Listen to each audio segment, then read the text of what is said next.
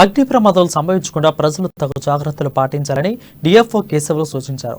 అగ్నిమాపక వారోత్సవాల ప్రారంభాన్ని పురస్కరించుకుని ఏర్పాటు చేసిన కార్యక్రమంలో ఆయన ముఖ్య అతిథిగా పాల్గొన్నారు. పట్టణంలోని అగ్నిమాపక కార్యాలయం వద్ద ఏర్పాటు చేసిన కార్యక్రమంలో వారోత్సవాలను ప్రారంభించారు. అగ్ని ప్రమాద నివారణకు తీసుకోవాల్సిన జాగ్రత్తలపై వారం రోజుల పాటు ప్రజలకు అవగాహన కార్యక్రమాలు చేపట్టనున్నారు.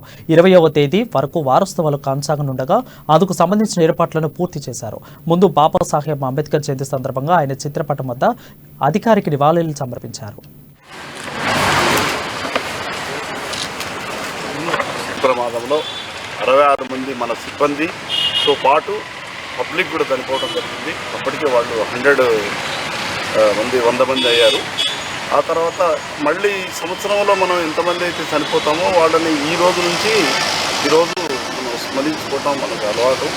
దాంతోపాటు మిగతా స్టేట్లన్నీ కలిపి 3 చనిపోయారు ఫైర్ ఫైటింగ్లో. మన ఏడేపు గారు వాళ్ళ పేరు చదివారు. అలాగే ఈరోజు అంబేద్కర్ జయంతి రోజు కూడా కావున మన 14 నుంచి 20వ తారీఖు వరకు మనం వివిధ కార్యక్రమాలు మనం చేపట్టాం.